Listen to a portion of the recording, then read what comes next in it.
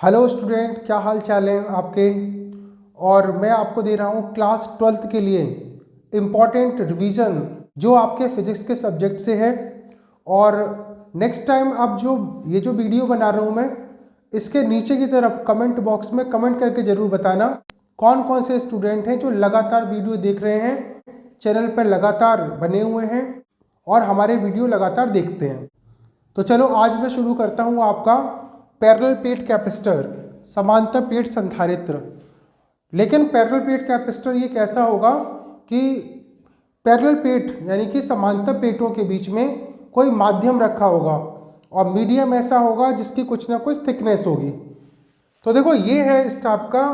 और ये जो क्वेश्चन है ये आपका आता है कि समांतर प्लेट संधारित्र की धारिता बताइए, पैरेलल प्लेट कैपेसिटर की कैपेसिटी बताइए जब उसके बीच में टी थिकनेस का कोई मीडियम रखा हो।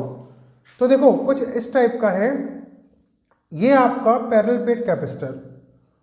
और पैरेलल प्लेट कैपेसिटर में एक प्लेट को हमने पॉजिटिव किया, दूसरी प्लेट को हमने अर्थ किया। जो मैंने आपको पिछले वाले लेक्चर में बताया था कि ये पैरेलल प्लेट कैपेसिटर क्या होता है और इसकी कैपेसिटी हम कैसे निकालते हैं।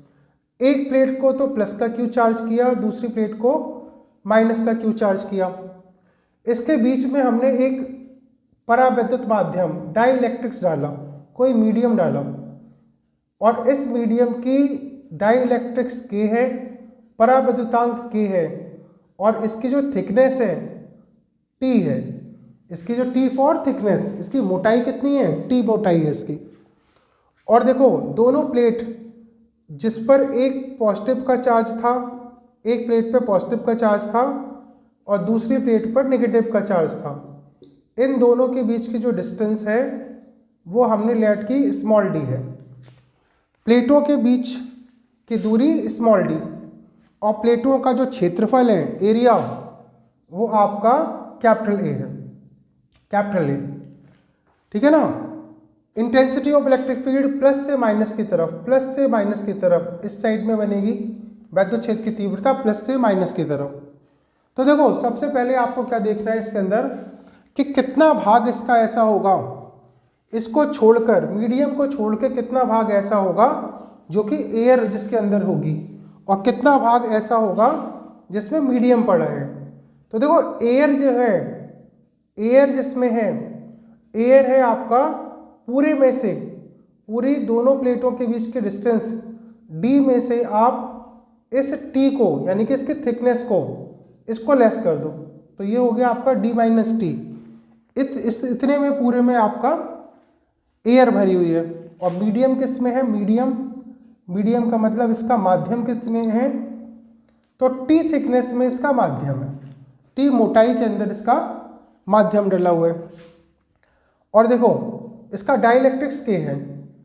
अब देखो अगर हम चाहें इसका टोटल पोटेंशियल निकालना चाहें, यहाँ से यहाँ तक दोनों प्लेटों के बीच में वैद्युत विभव अगर निकालना चाहो तो दो टाइप के विभव इसमें बनेंगे। टोटल विभव दो तरीके से बनेगा। एक तो बनेगा माध्यम के कारण विभव, मीडियम जो पड़ा हुआ है उसके कारण विभव, और दूसरा बनेगा एयर के कारण विभव, है ना। तो एयर के कारण विभव और एक माध्यम के कारण वैद्युत विभव, तो ये दोनों बनेंगे। तो ये हो गया आपका इक्वेशन नंबर 1। और हमें एक चीज़ पता है, हमें क्या पता है कि ई वी डी इसमें रिलेशन होता है E equal to V upon D. वैद्युत क्षेत्र की तीव्रता, विभव और प्लेटों के बीच की दूरी में ये रिलेशन होता है। और यहाँ से अगर मैं V की वैल्यू निकालूँ तो V equal to E into D, E into D, वैद्युत क्षेत्र की तीव्रता और प्लेटों के बीच के डिस्टेंस का मल्टीपल। अब देखो V इक्वल टू हो गया यहाँ पर E इंटू डी, ये मीडियम है, ये माध्यम है। तो माध्यम के लिए लगाए अगर हम तो इसको लिखेंगे E इंटू के, और मीडियम के अंदर इसकी थिकनेस, मीडियम के लिए है T, माध्यम में इसकी दूरी। एयर के लिए E into air, E air वैद्युत क्षेत्र की तीव्रता जो वायु में है, और एयर के अंदर डिस्टेंस हो गई इसकी डी माइनस टी। ठीक है ना, ये इक्वेशन नंबर 2। तो अब ये दो इक्वेशन बन गई इसकी। और हमें ये पता होना चाहिए अपने प्रीवियस वाले चैप्टरों से, हमें ये पता होना चाहिए कि वैद्युत क्षेत्र की तीव्रता ई के माध्यम के लिए, तो यहाँ लिखेंगे फॉर मीडियम, है ना, मीडियम माध्यम के लिए। तो ई के की वैल्यू आप जानते हैं कि दो विपरीत आवेशित प्लेटों के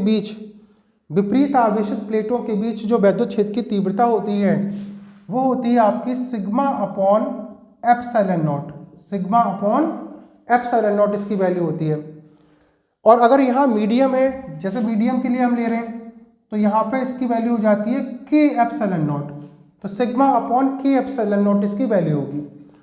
और फॉर एयर के लिए बात करें तो ई इन एयर, तो सिग्मा अपॉन एप्सिलॉन नॉट, बस इतनी वैल्यू।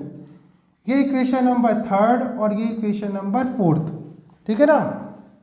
और देखिए अगर मैं यहाँ से आपका इस तरीके से अगर छोड़ दूँ तो आप यहाँ से इसका स्क्रीनशॉट ले सकते हैं और अपनी कॉपियों में शॉर्ट नोट भी बना सकते हैं। नेक्स्ट देखो, इन दोनों की वैल्यू को इक्वेशन नंबर 2 में रख देते हैं। पुटिंग इन सेकंड,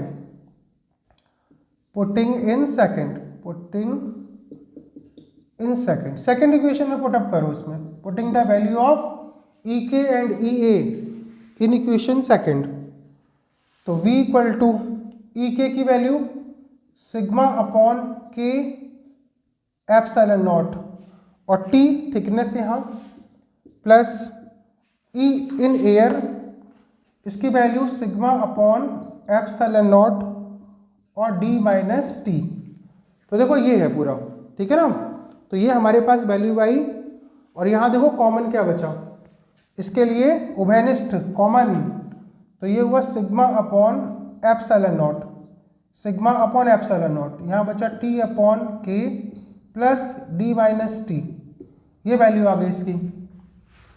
अब देखो ये सिग्मा क्या है, सिग्मा को कहते हैं क्षेत्रीय आवेश घनत्व। किसी चालक पर एकांक क्षेत्रफल पर उपस्थित आवेश की मात्रा को क्षेत्रीय आवेश घनत्व कहते हैं।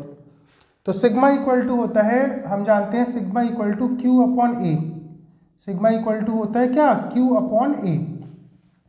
वैल्यू रखो इसकी, तो v इक्वल टू हो गया q upon A epsilon naught t upon K plus D minus T, है ना, ये इसकी वैल्यू हो गई। q को इसके नीचे ले जाएं तो v by Q equal to 1 upon A epsilon naught t upon K plus D minus T, ये हुआ। और हमें पता है कि v अपॉन क्यू, इससे पहले वाले चैप्टर में मैंने आपको लिखवाया था v अपॉन क्यू की जो वैल्यू होती है वो कैपेसिटी के इक्वल टू होती है, धारिता के इक्वल टू होती है, धारिता कांस्टेंट के इक्वल टू होती है, c के इक्वल टू, ठीक है ना, सॉरी 1 अपॉन सी के इक्वल टू। तो ये 1 अपॉन सी और ये डिनोमिनेटर में, हर में और ये अंश में t upon K plus D minus T upon A epsilon not. और जब यहाँ से हम रिवर्स करेंगे तो रिवर्स करने पे हमारी जो वैल्यू आती है c इक्वल टू होता है ए epsilon not upon T upon K plus D minus T, ठीक है ना, डी माइनस टी। तो ये वैल्यू हमारी निकल के यहाँ से आती है और यही हमारा लास्ट में हमारा इसका फॉर्मूला होता है। देखो यहाँ पे मैं दोबारा से बता दूँ, टी अपॉन के, तो ये हमारा समांतर प्लेट संधारित्र की धारिता का फॉर्मूला है, जिसके बीच में समांतर प्लेट संधारित्र की प्लेटों के बीच में, है ना, टी मोटाई का कोई माध्यम यहाँ बीच में रखा हुआ है। तो दोस्तों ये है हमारा निगमन, इसका प्रूव्ड कि कैसे हम लोग इसकी वैल्यू को निकाल सकते हैं। अब क्वेश्चन ये आता है कि ये बताओ कि अगर हम पैरेलल प्लेट कैपेसिटर की प्लेटों के बीच में यहाँ डाइलेक्ट्रिक्स डाल दें तो डाइलेक्ट्रिक्स डालने से फ़ायदा क्या होता है, क्या होगा इसका फ़ायदा।